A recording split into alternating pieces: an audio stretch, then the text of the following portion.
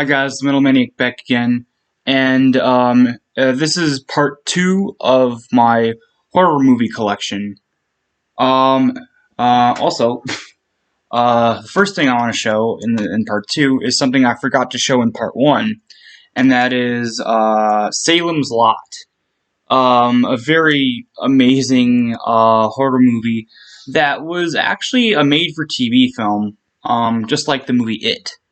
Which was also, just like this one, based off of a novel by Stephen King.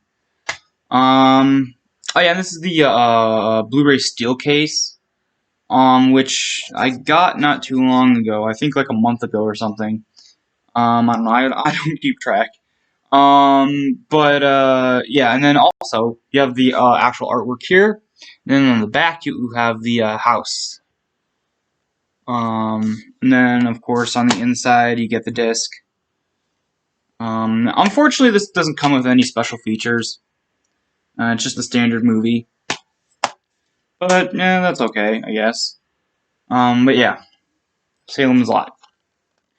Alright, next is, one of my favorite horror films ever, and that is The Fog by John Carpenter.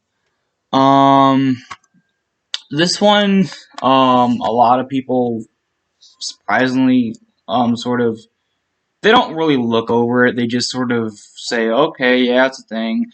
Then go straight to praising The Thing, which is a very good movie and it should be praised. But people sort of tend to gloss over this one, for whatever reason. I don't know. But it is. I really have to turn my ringer off. Hold on. Sorry about that. There we go. Now I won't be interrupted. But yeah, so overall, definitely a movie anyone who is a fan of John Carpenter should have in their collection. Oh yeah, and this is another Scream Factory release. I don't have the slipcase anymore. I kind of accidentally ripped it at one point, so I had to get rid of it. Again, this is the alternative artwork. Well, it's not alternative of the original, it's just a newer version of the artwork. And I actually like it better than the original artwork that was on the original cover, which was, hold on, disc is stuck. Oh, there we go.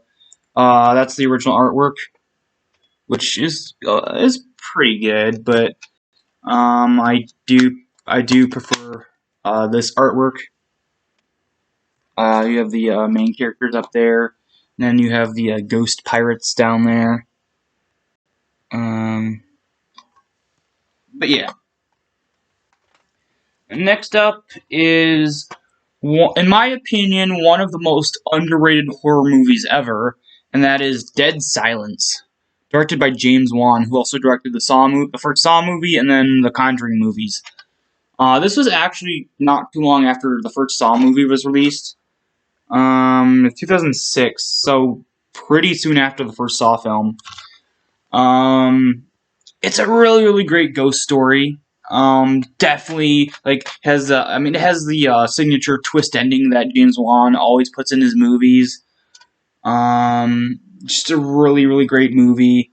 Sort of really looked over, mainly because people, I guess, sort of boycotted going out and seeing this in theaters because I don't know. I remember at the time there was this really weird mindset, like at the time, for whatever reason, people were like, "Oh, we love the Saw movie. This guy James Wan did an amazing job. Oh, we should he should only be known for that one movie. You know, boycott all the rest of the stuff that comes out. Saw will be the greatest thing he's ever done. Nothing else will be good." I don't know. People had that kind of mindset back then for whatever reason, and so they basically refused to see anything else. Now, eventually, that changed with like around the time the first Conjuring movie came out. People kind of eased up on that and sort of like, okay, he does great on he does great. He does other horror movies that are also really great. But because of that leftover residue of that stupid mindset back then, this movie still doesn't get enough credit. And also it's very hard to find. Yeah, it took me ages to find a copy. Um, like uh, most of the time, for a long time, I was like once in a while I would find a copy, but it would always be used in very poor condition. But I eventually found a brand new copy. Um, but yeah, just a very underrated, fantastic horror film. Um, all right, next up is the original Poltergeist. Yeah. One thing to note right off the bat, you see these things down here, and that just tells you this is a UK release. The reason I have a UK release is because, well, for whatever reason, there was never a Blu-ray. They were never released a Blu-ray version of this movie here in the US. I don't know why. They released a Blu-ray version of the second film here, but not the first one. That's just very bizarre. Just something that doesn't really make any sense business-wise. But so I had to get the Blu-ray imported from the UK. And it's very thick. It's a very thick Blu-ray case too. Um, anyway, really great horror film. I actually kind of really don't like the alternative version of the artwork. It almost looks like watercolor. It's not. It's a digital artwork, but it looks very much in the watercolor type style. Yeah, there's the actual artwork. Um, but yeah, just a great horror film. Unfortunately, this doesn't have any special features on here. Um, but oh wait, yeah, it does. Hold on, I totally overlooked it. I don't know why. I don't know. I was looking at this instead of over here. But yeah. Um, hold on. It's really hard. These thicker Blu-ray cases. It's really hard to get the slip cases back on without tearing the plastic of the actual case. There we go. Next up is Poltergeist 2, The Other Side. My favorite of the Poltergeist films. Yeah, I like it better than the original. Even though I love the original, I do love this one better. It has just an amazing, creepy villain with Reverend Kane. Look at that guy. He's really creepy, and he's just one of the best villains from a movie franchise, a horror movie franchise, in my opinion. Even though he technically was only in 2 of the 4 films. Um, but yeah, just really awesome sequel. One of my favorite horror sequels. And yes, this is another Scream Factory release. But yeah. Alright, next up is another 90s absolute just a gem from the 90s, and that is Sleepy Hollow with Johnny Depp and Christina Ricci. Definitely another. Well, this isn't really looked over that much anymore. It's gotten a little bit more recognition in recent years, but it's still not really considered a classic. But I absolutely love it. One thing that I found like only a few people have actually sort of realized is that yeah, it's over the top and goofy and has a really odd style, but that's the point. It's supposed to be an homage to the Hammer horror movies of the 60s and 70s. And I actually realized that off the bat when I first watched this movie for the first time. I'm like, Oh, I guess Tim Burton was a fan of the Hammer movies, with the Dracula and Frankenstein. Those are in even the Mummy one. But yeah, just the overall style is just very, very much an homage to one of the greatest horror movie franchises of all time. Um, Even the blood, the very bright red, obviously fake, but obviously intended to be uh, looking kind of blood, the bright red blood that they use in the film. Um, Again, very like they just basically copied what the mixture was for the Hammer movies. But yeah. And then another one that I don't hear a lot of people talk about is The Haunting in Connecticut. It's very terrifying, especially for someone who hasn't watched these kinds of horror films before. Like, especially like younger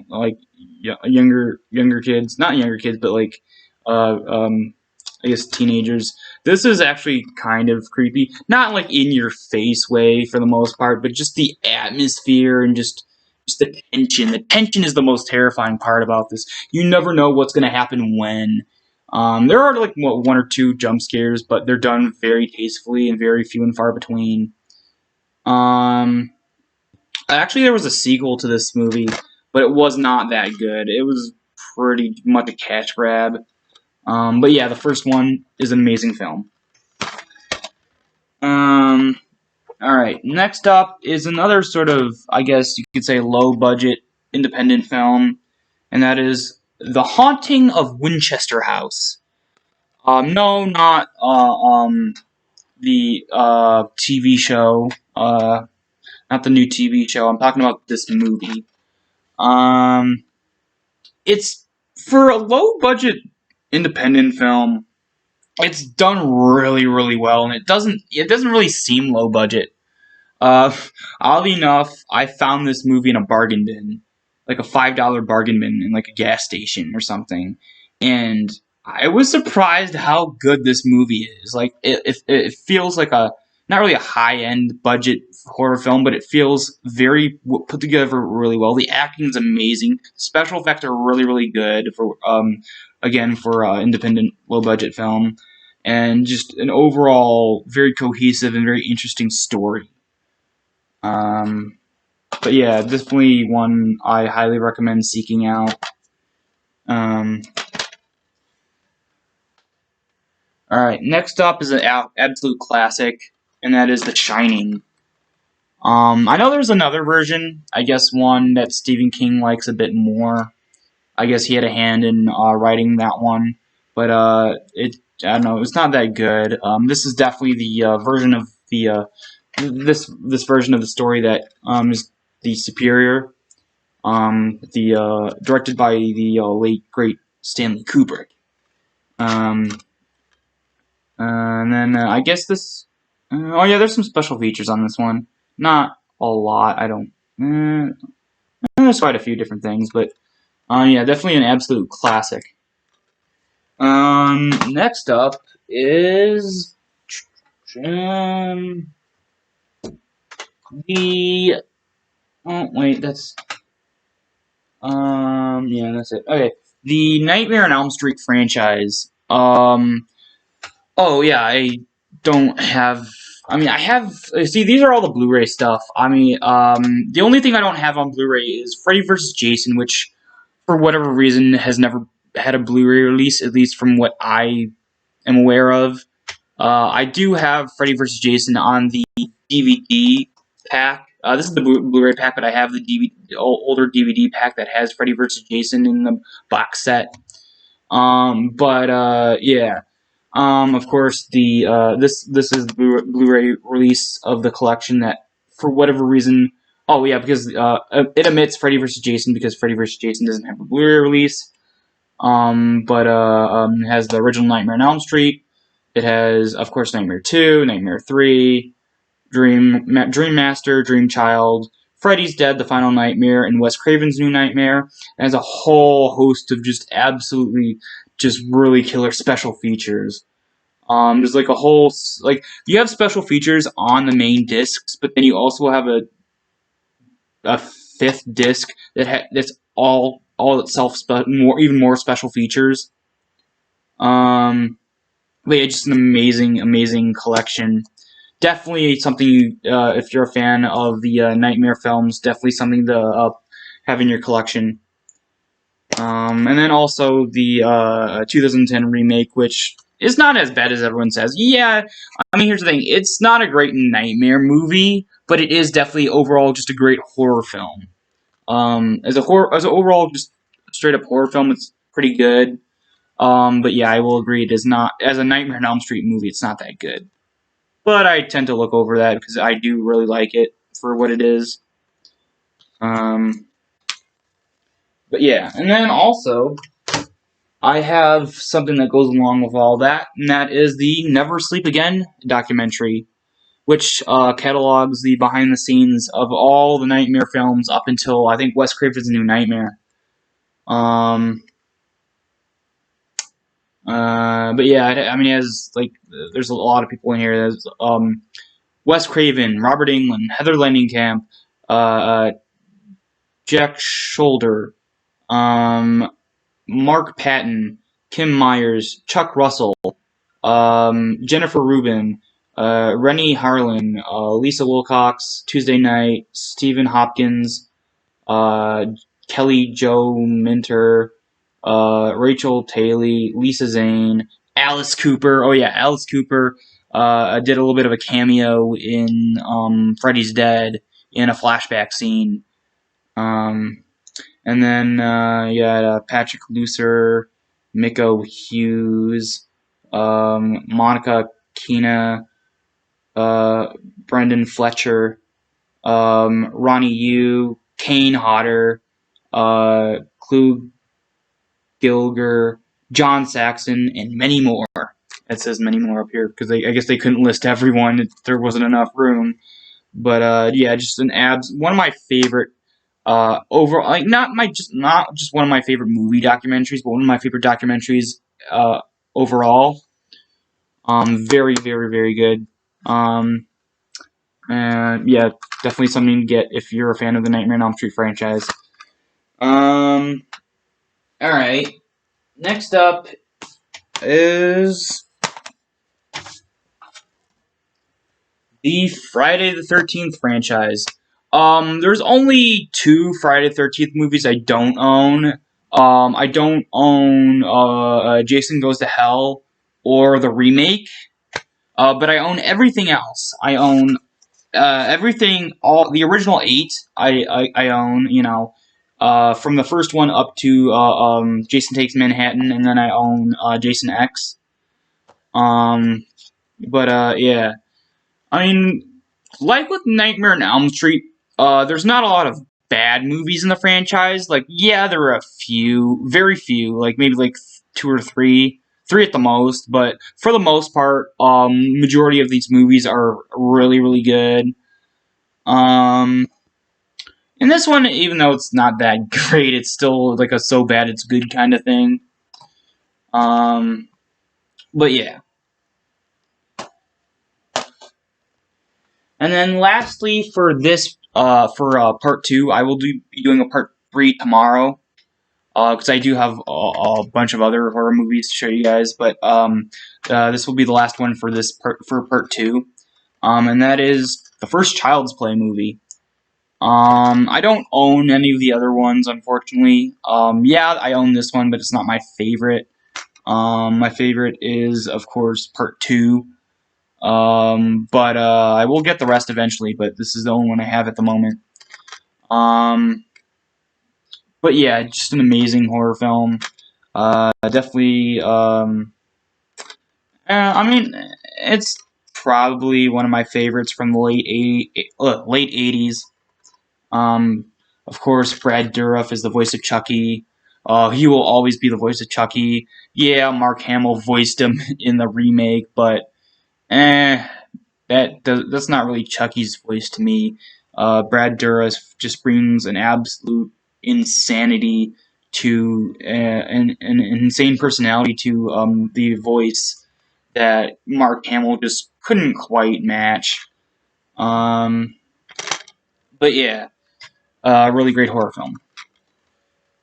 Alright, that's it for part 2. Like I said, expect part 3, part 3 tomorrow, around probably sometime in the afternoon. But yeah, hope you guys enjoyed, and I'll see you guys next time.